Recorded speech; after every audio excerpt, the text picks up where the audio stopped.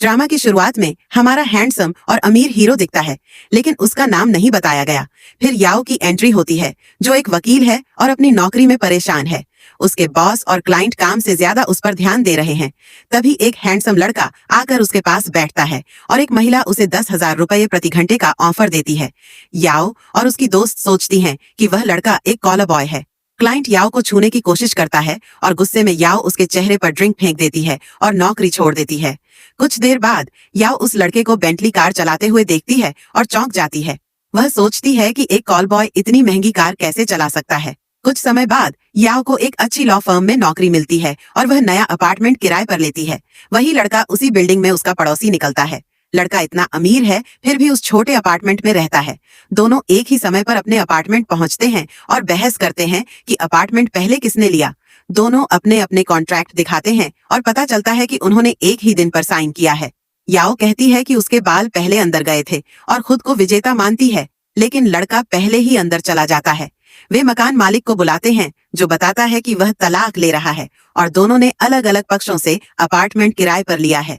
याओ लड़के को डराने के लिए अपने बड़े बॉस चेन हेंग का नाम लेती है। मकान मालिक याओ और कॉलर बॉय से कहता है कि वे अपार्टमेंट शेयर कर लें। वह याओ से अपने तलाक के केस में वकील बनने को भी कहता है। कॉलर बॉय समझता है कि याओ परेशान है, इसलिए वह उसे 2 महीने का किराया देने का ऑफर करता है, अगर वह उसे 3 दिन रहने दे। इसके बाद वे आगे तय करेंगे। याओ मान जाती है और उसे घर के नियमों की लिस्ट देती है। वह सोचती है कि इतना अमीर आदमी छोटे अपार्टमेंट में क्यों रहता है। याओ उसे चेतावनी देती है कि उसका काम कानूनी और निजी समस्याएं ला सकता है।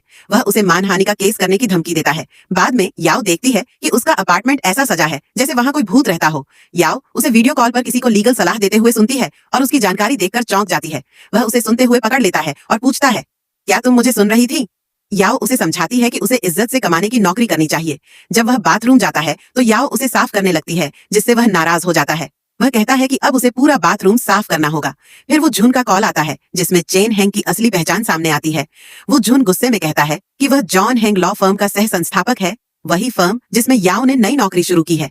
चेन को नींद न आने की बीमारी है, इसलिए उसके घर में बहुत से तोहफे हैं जो उसे सोने में मदद के लिए दिए गए हैं। याओ सफाई करते हुए गाना गाती है और उसकी आवाज सुनकर चेन सो जाता है। जब वह उठता है तो खुश होता है, लेकिन याओ द्वारा लगाए गए पार्टीशन देखकर नाराज हो जाता है। याओ अपनी नई नौकरी शुरू करती है और यह जानकर डर जाती है कि उसका बॉस चेन हेंग असिस्टेंट्स को जल्दी जल्दी नौकरी से निकालने के लिए जाना जाता है। जब वह उसके ऑफिस में जाती है तो वहां गुस्साए क्लाइंट्स के भेजे हुए डरावने तोहफे देखती है, जैसे रबर का सांप, चाकू और खोपड़ी। तभी चेन आता है और याओ यह देखकर हैरान रह जाती है कि वह वही है जिसे वह कॉल बॉय समझ रही थी।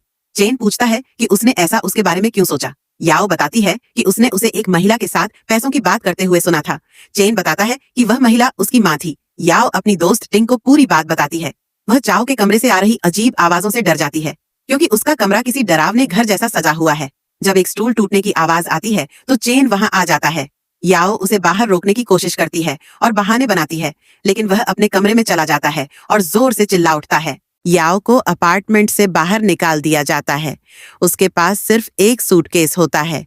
चेन बाहर आता है, लेकिन उसे रोकने के बजाय टैक्सी बुलाने का ऑफर करता है। याओ टैक्सी लेती है, पहले होटल जाती है, फिर पैसे बचाने के लिए ऑफिस में सोने का फैसला करती है। वह चेन के ऑफिस के बाहर खड़ी होकर सोचती है कि यहाँ कौन आने की हिम्मत करेगा। उसे चेन का स्टोर रूम मिलता है, जो फाइलों से भरा होता है। वह सोचती है कि यहाँ कौन आएगा। याओ फाइलों को तकिया बनाकर सो जाती है। दूसरी तरफ चेन बिस्तर पर करवटें बदल रहा है, क्योंकि उसे नींद नहीं आ रही। आधी रात को घड़ी की आवाज उसे जगा देती है। चेन गुस्से में याओ को नींद खराब करने का जिम्मेदार मानता है। याओ को सपना आता है कि कोई कातिल उस पर हमला करने वाला है। वह सोचती है कि इतने डरावने माहौल में ऐसे सपने आना आम बात है। याओ पानी लेने उठती है और देखती है कि चेन ऑफिस में देर रात तक काम कर रहा है। लाइट्स जलती देख उसे शक होता है, लेकिन वहां कोई नहीं मिलता। वह अपने काम में लग जाता है और याओ फिर सोने चली जाती है। अगले दिन चियोन वू जून के सुझाव पर एक डॉक्टर से मिलने जाता है, लेकिन डॉक्टर खुद ही परेशान लगता है। डॉक्टर कहता है कि चियोन को आराम करना चाहिए, काम का इतना तनाव नहीं लेना चाहिए, और उसकी भाग दौड़ उसकी नींद खराब कर रही है। चियोन को वहां आना अच्छा नहीं लगता और वह डॉक्टर से बहस करने लगता है। उसे चिंता होती है कि उसके क्लाइंट और सहकर्मी क्या सोचेंगे, कहीं वे उसे कमजोर न समझ लें। ऑफिस में याओ काम करते हुए थकी हुई लगती है क्योंकि वह ठीक से सो नहीं पाई। तभी चियोन ऑफिस पहुंचता है। याओ अपने डार्क सर्कल्स छिपाने की कोशिश करती है, लेकिन उसका साथी उसे ताना देता है कि वह जल्दी बूढ़ी हो रही है। वह कहता है कि जो उसके साथ काम करता है वह भी नींद नहीं ले पाता। जब याओ वॉशरूम से बाहर आती है तो चियोन उसका मेकअप देखता है। मीटिंग में याओ तलाक के केस पर कुछ नहीं कह पाती और बाकी वकील उसे समझाते हैं। चियोन उसे डांटता है कि वह पढ़ाई पर ध्यान नहीं देती, सिर्फ अपने लुक्स पर ध्यान देती है और कहता है कि अगर वह सुधरी नहीं तो उसे नौकरी से निकाल देगा। जब याओ सो रही होती है तो अचानक शोर से उठ जाती है। सुबह 5 बजे याओ जल्दी उठकर काम पर जाती है। ऑफिस पहुंचने पर वह देखती है कि चॉन पहले से वहां मौजूद है और कॉफी बना रहा है। उसे याओ का इतनी सुबह आना देखकर हैरानी होती है। याओ मुस्कुराते हुए कहती है, जो जल्दी उठता है वही सफलता पाता है। वह चॉन को भरोसा दिलाती है कि वह मेहनत से काम करेगी और ऑफिस में अपनी जगह पक्की करेगी। चॉन उसकी आंखों के नीचे डार्क सर्कल्स देखकर मजाक करता है, लेकिन तुरंत अपने डार्क सर्कल्स छिपाने के लिए चश्मा पहन लेता है। उसने याओ को रिकॉर्ड रूम से बाहर आते देखा था, लेकिन याओ कहती है कि वह वहां पढ़ाई कर रही थी। कुछ देर बाद ऑफिस के बाकी लोग भी आ जाते हैं। वू जून, जो छुट्टियों के बाद लौटा है, भी वहां आता है। वह भी चॉन जैसा बड़ा बॉस है, लेकिन उसका स्वभाव काफी दोस्ताना है। वह याओ को देखकर उसका स्वागत करता है और उसे शुभकामनाएं देता है। वू जून फिर चॉन के ऑफिस में जाता है और उसे उसकी नींद की समस्या का इलाज कराने की सलाह देता है। चॉन यह सुनकर हिचकिचाता है, लेकिन वू जून उसे गंभीरता से लेने के लिए कहता है। वह यह भी पूछता है कि चॉन अपने डार्क सर्कल्स क्यों छिपा रहा है।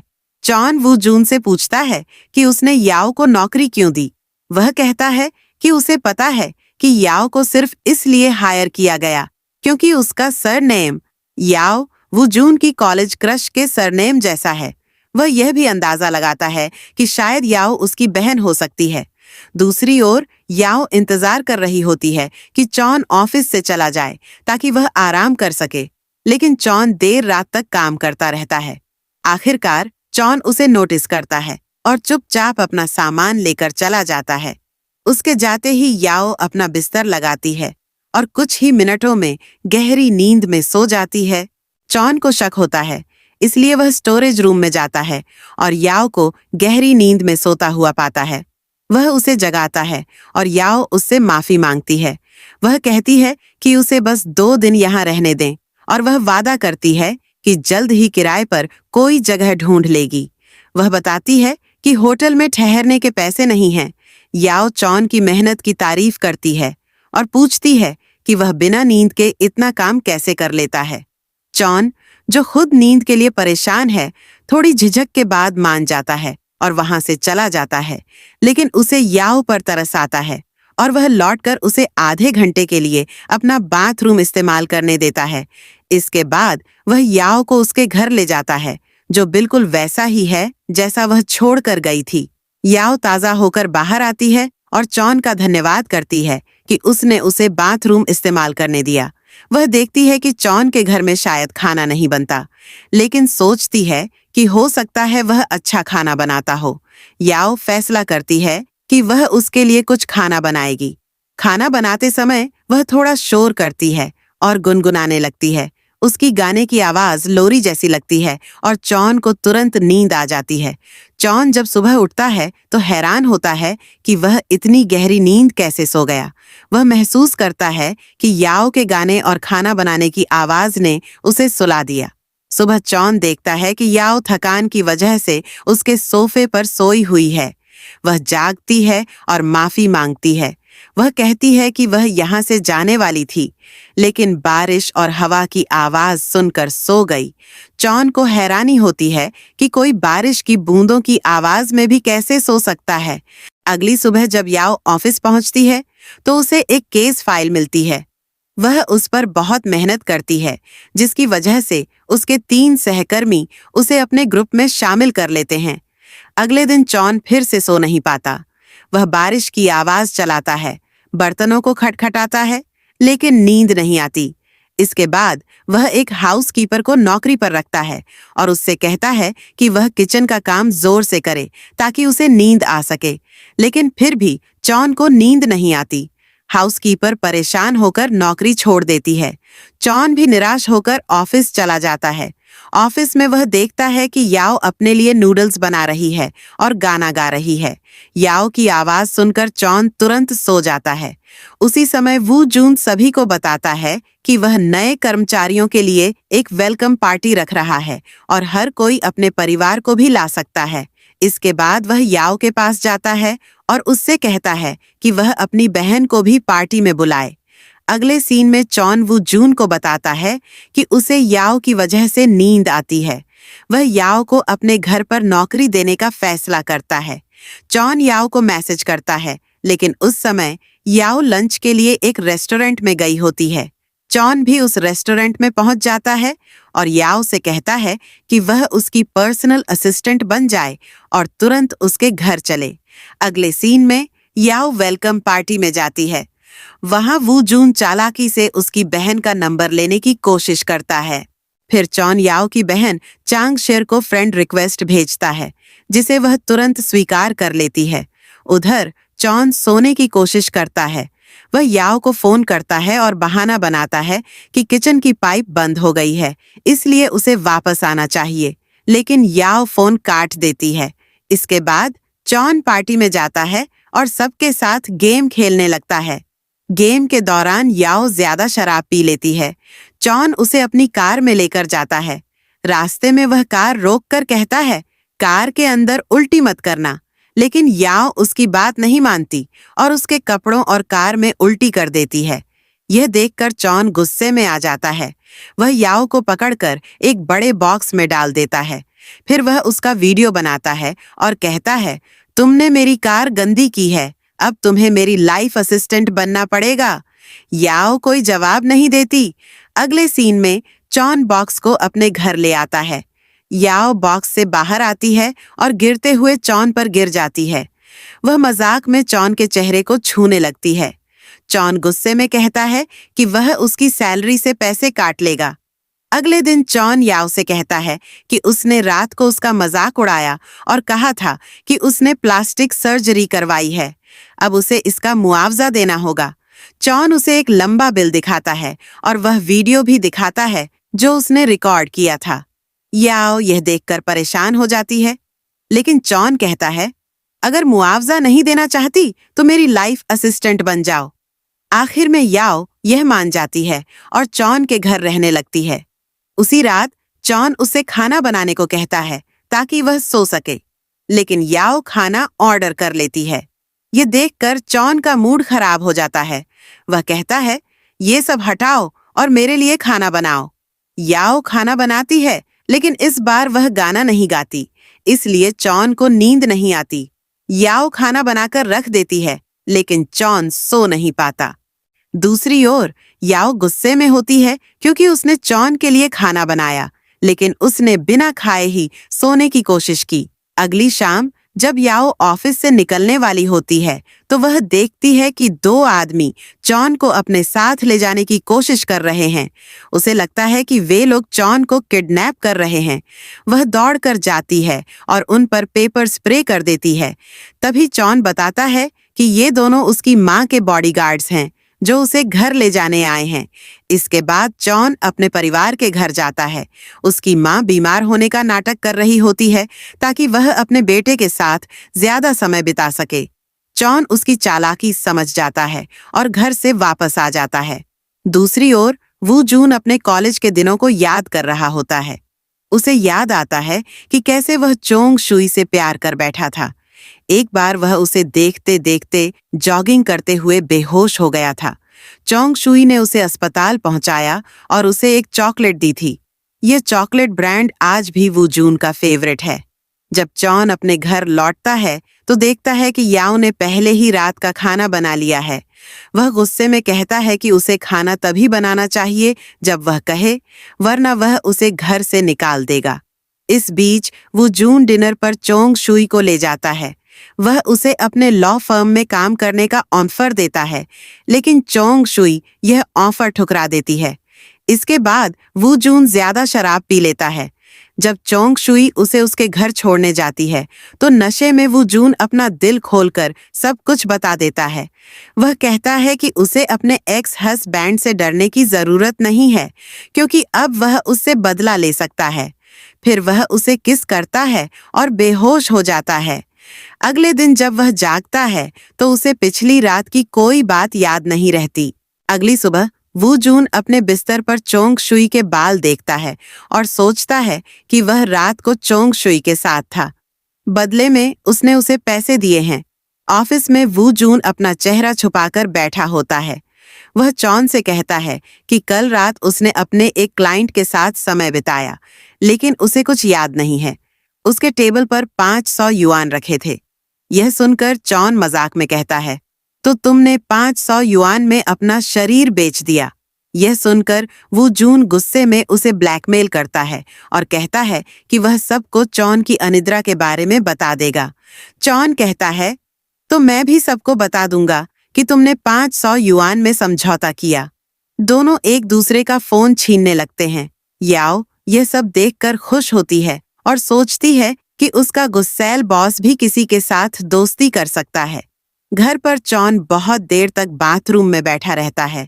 याओ बाहर से देखती है और सोचती है कि उसे कब्ज है, लेकिन सच में चॉन बाथरूम में इसलिए बैठा था क्योंकि वू जून ने उसे मजाक में कहा था कि वह बाथरूम में बैठकर सो सकता है। काफी देर बाद चॉन समझता है कि वू जून ने उसे चिढ़ाने के लिए यह बात कही थी। जब वह बाथरूम से बाहर आता है और थोड़ी देर बाद वापस जाता है तो वहां आरामदायक सीट लगी देखता है। याओ बताती है कि उसने यह सीट कवर उसके लिए लगाया और दवा भी लाई है। यह सुनकर चॉन गुस्से में उसे डांटता है और कहता है कि उसकी निजी जिंदगी में दखल न दे। इसके बाद याओ पूरी रात जागकर केस की पढ़ाई करती है। वह चॉन पर नजर रखती है क्योंकि वह उसका कोई राज जानना चाहती थी। आधी रात को चॉन उठता है और कमरे से बाहर जाता है। याओ उसका पीछा करती है। चॉन समझ जाता है कि याओ उसका पीछा कर रही है। वह उसे परेशान करने के लिए दौड़ने लगता है। याओ उसके पीछे भागते भागते थक जाती है। चॉन उसे डांटता है और घर जाने को कहता है। फिर वह उसे उसका पहला केस देता है, जिससे याओ बहुत खुश हो जाती है।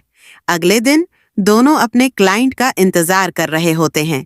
तभी एक बड़ा सेलिब्रिटी आता है जिसका शो याओ हमेशा टीवी पर देखती थी। याओ को एक तलाक का मामला मिला। क्लाइंट, जो एक बड़ी सेलिब्रिटी थी, ने बताया कि उसका पति अपने बिजनेस को बढ़ाने के लिए उसका इस्तेमाल कर रहा था। अब वह चाहती थी कि उसके पति की छुपी हुई संपत्ति का खुलासा हो और उसे उसमें बराबरी का हिस्सा मिले। अगले सीन में जॉन अपने कमरे में जाकर काम करने लगता है। बाहर याओ खाना बना रही थी और गुनगुना रही थी। जॉन को उसकी आवाज सुनकर नींद आने लगी। वह बाहर आया और उसे खाना बनाने और गाना गाने से रोक दिया क्योंकि उसे अपना काम पूरा करना था। जॉन ने कहा कि वह आधे घंटे बाद खाना बनाए। काम खत्म करने के बाद उसने याओ को खाना बनाने और गाना गाने को कहा। जैसे ही याओ ने गाना गाया, जॉन सो गया। आधी रात को भूख के कारण उसकी नींद खुल गई। वह फ्रिज से खाना निकालकर खाता है। वापस जाते समय वह देखता है कि याओ अपने केस पर काम करते करते सो गई है। वह उसे जगाकर कहता है कि वह अपने केस से जुड़े सवाल उससे पूछ सकती है। याओ तुरंत अपनी नोटबुक लाती है और कई बातें लिख लेती है। अगले दिन सेलिब्रिटी सलाह लेने के लिए ऑफिस आती है। जॉन उसे सलाह देता है कि वह कुछ महीने इंतजार करे और फिर तलाक की फाइल करे, क्योंकि उसके पति का बिजनेस अभी कठिन समय से गुजर रहा है। अगर बिजनेस को नुकसान हुआ तो उसे जो संपत्ति मिलनी है उसका आधा हिस्सा भी कम हो जाएगा।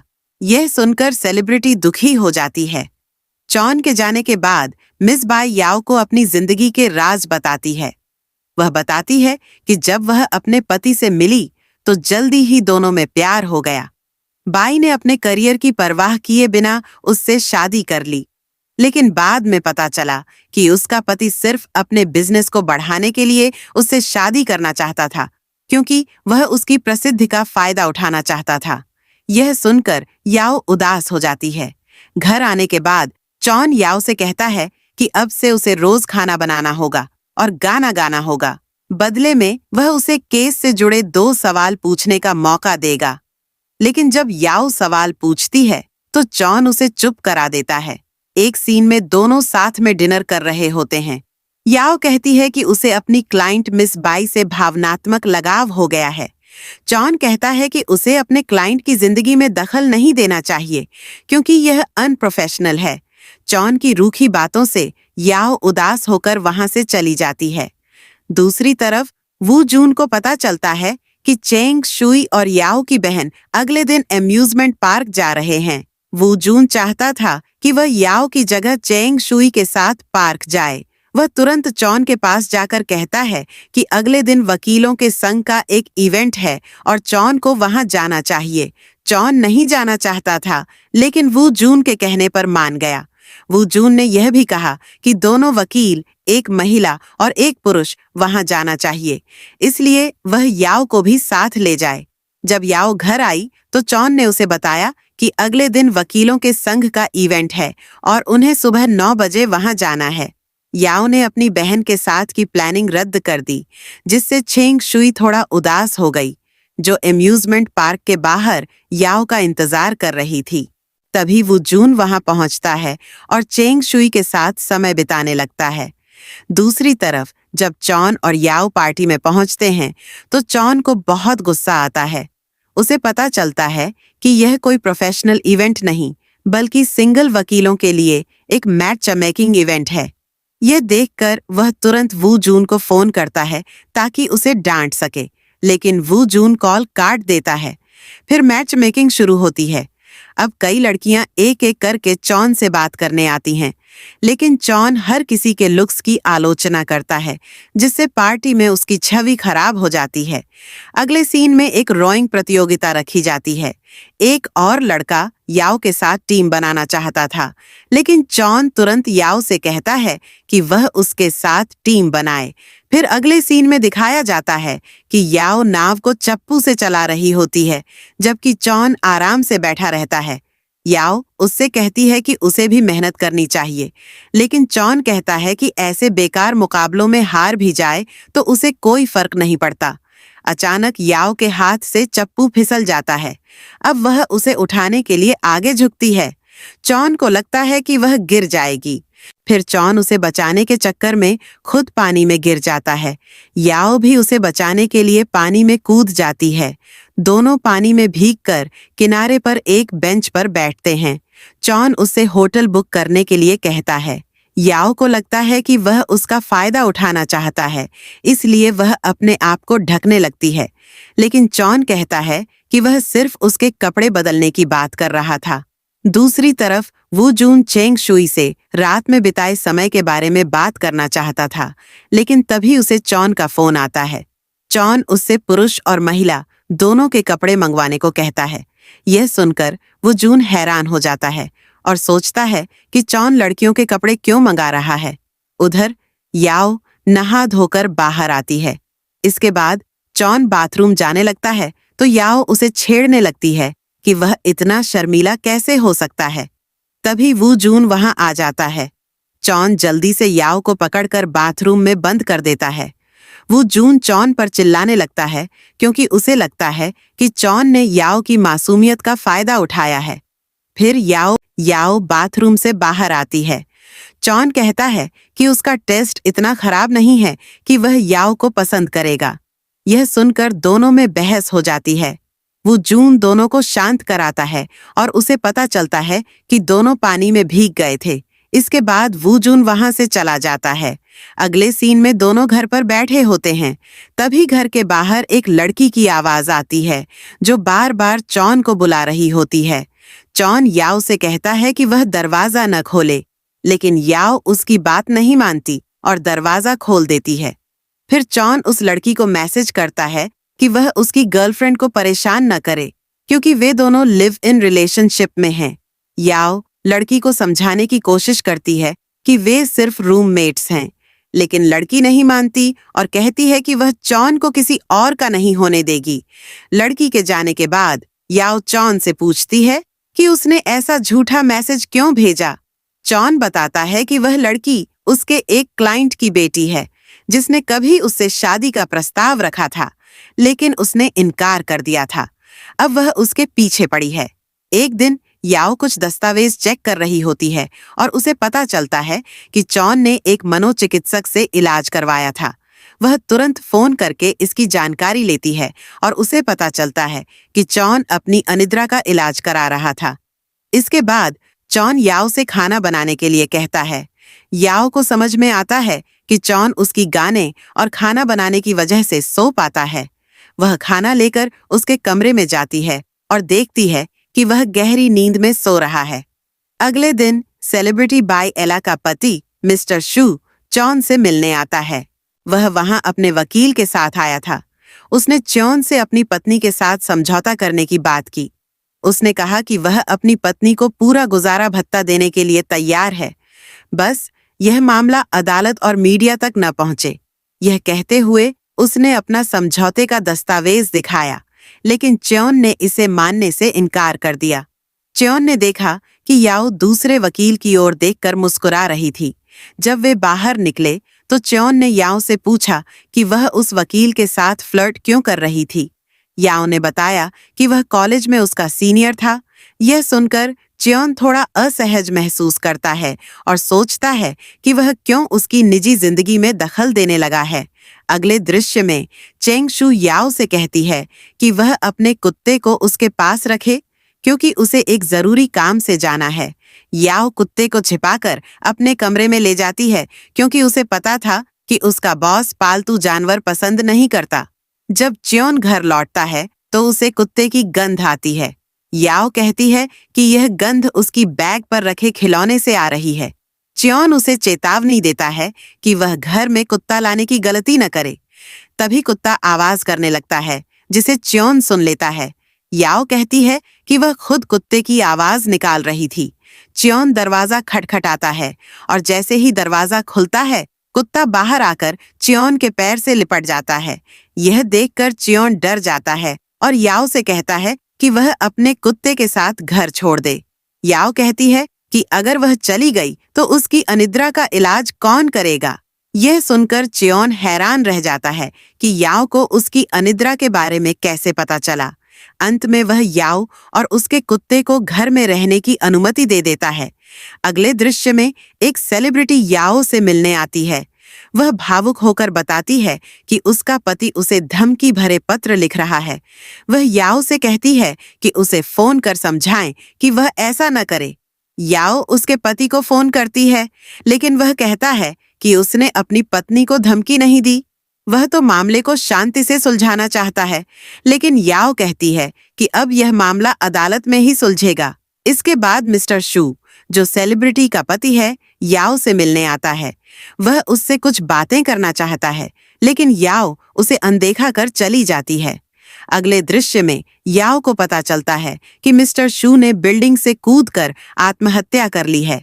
अपनी सुसाइड नोट में उसने लिखा है कि उसकी पत्नी की वकील याओ उनके बीच की गलतफहमियों को दूर नहीं होने दे रही।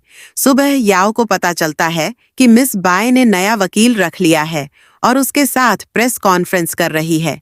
वह कहती है कि वह अपने पति से सुलह कर सकती थी, लेकिन उसकी पिछली वकील याओ इतनी स्वार्थी थी कि उसने उनके बीच दीवार खड़ी कर दी। यह सुनकर याओ चौंक जाती है और अकेले ही इस समस्या को सुलझाने का फैसला करती है। वह तुरंत मिस बाय से मिलने जाती है और उससे बात करने की कोशिश करती है। याओ का वकील वहां आता है और उस पर श्रीमान शू की आत्महत्या का इल्जाम लगाने लगता है। तभी चेन वहां आते हैं और याओ का बचाव करते हैं। फिर चेन उसका हाथ पकड़कर उसे अपने साथ ले जाते हैं। घर पर याओ ने चेन के लिए सी फूड बनाया होता है। चेन खुश होते हैं, लेकिन याओ उदास होती है क्योंकि लोग सोशल मीडिया पर उसे बुरा भला कह रहे होते हैं। याओ को एक धमकी भरा फोन भी आता है, लेकिन चेन उसका फोन छीन लेते हैं और उसे दिलासा देते हैं। फिर उसका मूड ठीक करने के लिए उसे शराब पीने ले जाते हैं। बाद में चेन एक आदमी को बुलाते हैं जो श्रीमान शू का वकील लियू होता है। वकील बताता है कि श्रीमान शू पर उनकी पत्नी ने झूठे घरेलू हिंसा के आरोप लगाए थे, जिससे वह बहुत दुखी थे। उनकी पत्नी ने शादी के बाद यह जानकर कि उनका बिजनेस अच्छा नहीं चल रहा, उन्हें बदनाम करने का फैसला किया। यह सुनकर याओ समझ जाती है कि श्रीमान शू ने उसकी वजह से आत्महत्या नहीं की। इसके बाद चेन याओ से कहते हैं कि गाड़ी चलाकर उसका ध्यान बंटेगा। याओ पहली बार इतनी महंगी गाड़ी चलाती है। कुछ लोग पैदल, साइकिल और बाइक से भी उससे आगे निकल जाते हैं, जिससे चेन थोड़ा गुस्सा हो जाते हैं। अगले दिन जब चेन ऑफिस से घर लौटते हैं तो देखते हैं कि याओ सोफे पर सो रही है, लेकिन वह किसी भी छोटी आवाज से डरकर जाग जाती है। सोचती है कि कोई उसे मारने आ गया होगा। वह बाजार भी नहीं गई थी, इसलिए चेन उसे सुपरमार्केट ले जाते हैं। सुपरमार्केट में चेन का सामना एक मोटी आंटी से होता है और वह झगड़ा करने वाले होते हैं, लेकिन याओ उन्हें रोक लेती है। वहां कुछ लड़कियां फुसफुसाकर कहती हैं कि लड़का बहुत हैंडसम और अमीर दिखता है, लेकिन लड़की साधारण है। यह सुनकर चेन याओ का ज्यादा ध्यान रखना शुरू कर देते हैं। घर लौटने पर चेन याओ से कहते हैं कि अगर वह रोना चाहती है तो खुलकर रो ले, क्योंकि आंसू छिपाने से वह अच्छी नहीं लगती। फिर वह अपना रुमाल देते हैं। याओ उससे अपने आंसू पोंछती है, लेकिन चेन उसे बताते हैं कि वह रुमाल $8,000 का है। यह सुनकर याओ फिर से रोने लगती है। अगले दिन जब याओ ऑफिस जाती है तो उसे पता चलता है कि जो लोग उसे सोशल मीडिया पर तंग कर रहे थे, अब माफी मांग रहे हैं। यह सब चेन ने सुलझा दिया था। फिर चेन उसे बहुत सारे कागज देते हैं काटने के लिए, ताकि उसका ध्यान कहीं और लग सके। उसके बाद जब याओ घर पहुंचती है तो देखती है कि घर पूरी तरह बिखरा हुआ है। यह सब चेन ने किया था, लेकिन वह इसका इल्जाम कुत्ते पर डाल देता है। असल में वह चाहता था कि याओ व्यस्त रहे ताकि उसे रोने का समय न मिले। याओ घर लौटती है तो देखती है कि घर आज फिर से गंदा है। चेन फिर से इसका इल्जाम पपी पर डाल देता है, लेकिन इस बार याओ को शक होता है, क्योंकि फर्श पर केले के छिलके बिखरे होते हैं जो पपी ने नहीं खाए होंगे। इसके बाद वह पपी को डांटने लगती है, लेकिन वह कहती है असल में चेन को ही बातों बातों में कुछ कह रही होती है। वह कहती है कि यह इतनी शरारत कब से करने लगा, लगता है कोई इसे फंसाने की कोशिश कर रहा है। अगले सीन में चेन याओ से कहता है कि उसे डिप्रेशन से बाहर लाने के लिए उसे एक्सरसाइज करनी चाहिए, लेकिन याओ थोड़ी ही देर में थक जाती है। चेन उसे डांटता है और कहता है कि ना तुम्हारा आईक्यू अच्छा है और ना ही तुम्हारी शारीरिक ताकत। तभी वहां एक फाउंडेशन शो शुरू होता है। चेन पहली बार याओ को ध्यान से देखता है और उसे उसकी आंखें बहुत सुंदर लगती हैं, लेकिन वह याओ से कहता है कि तुम्हारी आंखें तुम्हारे कुत्ते जैसी लगती हैं। यह सुनकर याओ नाराज हो जाती है और वहां से चली जाती है। आज चेंग शुई मिंग की माँ से मिलने गई। वहां वे दोनों ऐसे दिखाने लगे जैसे अब भी कपल हों। असल में वे मिंग की माँ को सर्जरी से पहले परेशान नहीं करना चाहते थे, लेकिन बाहर आते ही चेंग शुई ने मिंग को खूब डांटा और उसकी औकात याद दिलाई। मिंग अब भी चाहता था कि चेंग शुई उसकी जिंदगी में वापस आ जाए, लेकिन चेंग शुई उसे दूसरा मौका देने के मूड में नहीं थी। इसके बाद चेन उस लड़की से मिलने गया जो उसे पसंद करती थी। उसका नाम डोंग था। वह अपने माता पिता के तलाक का केस चेन को देना चाहती थी, लेकिन साथ ही वह उससे फ्लर्ट भी कर रही थी। चेन ने साफ कह दिया कि उसे उसमें कोई दिलचस्पी नहीं है, फिर भी उसने उसका केस लिया, लेकिन वह केस याओ को दे दिया। याओ डोंग के पिता मिस्टर चेन से मिली और तलाक की वजह पूछी। उन्होंने कहा कि उन्हें कैंसर है और वे अपनी पत्नी को विधवा नहीं बनाना चाहते, इसलिए तलाक देना चाहते हैं। लेकिन याओ को उनकी बात पर यकीन नहीं हुआ। वह उनका पीछा करने लगी और पता चला कि उनकी दूसरी औरत गर्भवती है। इसके बाद मिस्टर चेन ने कबूल किया कि वह अपनी पत्नी को तलाक इसलिए देना चाहते हैं क्योंकि उनकी प्रेमिका एक बेटे को जन्म देने वाली है जो भविष्य में उनकी संपत्ति का वारिस बनेगा। अगले सीन में जब चेन अपने घर पहुंचा तो गार्ड ने उसे बताया कि इलाके में चोरी की घटनाएं बढ़ गई हैं, इसलिए वह अपने घर की सुरक्षा का ध्यान रखे। चेन अपने अपार्टमेंट गया, लेकिन वहां न याओ थी और न ही उसका पपी। जब काफी देर तक याओ नहीं लौटी तो चेन उसकी चिंता करने लगा और कुछ गार्ड्स के साथ उसे ढूंढने निकल पड़ा। दूसरी ओर याओ अपने पपी को घुमाने ले गई थी। तभी पपी उसके हाथ से छूट गया और चेन पर कूदकर उसे चाटने लगा। चेन को बहुत गुस्सा आया। घर पहुंचकर वह गुस्से में बैठा था और याओ उसके चेहरे को साफ कर रही थी। याओ ने माफी मांगी और कहा कि उसका पपी बहुत मासूम है, वह बस उसे प्यार कर रहा था। लेकिन चेन ने गुस्सा नहीं किया और याओ को माफ कर दिया। अगले दिन जब वे ऑफिस पहुंचे तो उन्हें खबर मिली कि डोंग के पिता मिस्टर चेन का निधन हो गया है। दोनों उनके अंतिम संस्कार में गए, जहां डोंग की मां ने कहा कि वह नहीं चाहती कि किसी को पता चले कि वे तलाक लेने वाले थे। वह अपने पति की इज्जत खराब नहीं करना चाहती थी और इसका उनके बिजनेस पर भी बुरा असर पड़ सकता था। वापस आते समय चेन ने याओ से कहा कि डोंग की मां ने जल्दी से अंतिम संस्कार इसलिए करवाया क्योंकि उसे पता था कि उनका सौतेला बेटा जन्म लेने वाला है। वह नहीं चाहती थी कि वह बच्चा उनके पति का कानूनी वारिस साबित हो और उनकी संपत्ति में हिस्सा मांग सके। अगले सीन में पपी चेन के सोफे पर खेल रहा होता है। चेन इससे बहुत चिढ़ जाता है, लेकिन थोड़ी देर बाद जब वह उसकी आंखों को ध्यान से देखता है तो उसे ऐसा लगता है जैसे वह याओ की आंखों में देख रहा हो। जब याओ वापस आती है तो देखती है कि चेन ने पपी की आंखों पर पट्टी बांध दी है ताकि वह उसे परेशान न करे। इसके बाद याओ चेन से पूछती है कि वह रात के खाने में क्या खाना पसंद करेगा। चेन कहता है कि आज वे बाहर खाना खाएंगे और यह ट्रीट याओ की तरफ से होगी। फिर वह उसे अपने पसंदीदा रेस्टोरेंट ले जाता है जो बहुत महंगा था। याओ उसे किसी और रेस्टोरेंट चलने को कहती है, लेकिन चेन अपना पसंदीदा खाना ऑर्डर कर देता है। अगले सीन में चेन याओ को मैसेज करता है और बताता है कि उसने डिनर के पैसे वापस भेज दिए हैं क्योंकि उसे लड़कियों से ट्रीट लेना पसंद नहीं है। उसे लगता है कि ऐसा करने से लड़कियां उससे नजदीकियां बढ़ाने की कोशिश करती हैं। यह सुनकर याओ हैरान रह जाती है। अगले दिन याओ खुद और चेन के लिए आइसक्रीम लाती है। वह एक आइसक्रीम का स्वाद चखकर उसे अलग रख देती है और चेन से कहती है कि उसने उसके लिए भी आइसक्रीम लाई है। पहले तो चेन मना करता है, लेकिन फिर वह वही आइसक्रीम उठाकर खाने लगता है। याओ देखती है कि उसने वही आइसक्रीम खाई जो उसने चखी थी, लेकिन वह चुप रहती है। बाद में वह सोचती है कि उन्होंने परोक्ष रूप से किस किया है। अगले सीन में याओ अपने पपी को टहलाने ले जाती है। तभी एक आदमी अपनी फीमेल डॉग के साथ वहां आता है। याओ का पपी उसकी डॉग को चूमने लगता है। यह देखकर उस डॉग का मालिक याओ को ब्लैकमेल करने लगता है कि उसके पपी ने उसकी डॉग को परेशान किया है और वह मुआवजा मांगेगा। तभी चेन वहां पहुंचता है और पैसे देकर मामले को सुलझाता है। फिर वह आदमी को बताता है कि वह वकील है और उसने उसकी ब्लैकमेलिंग का वीडियो बना लिया है।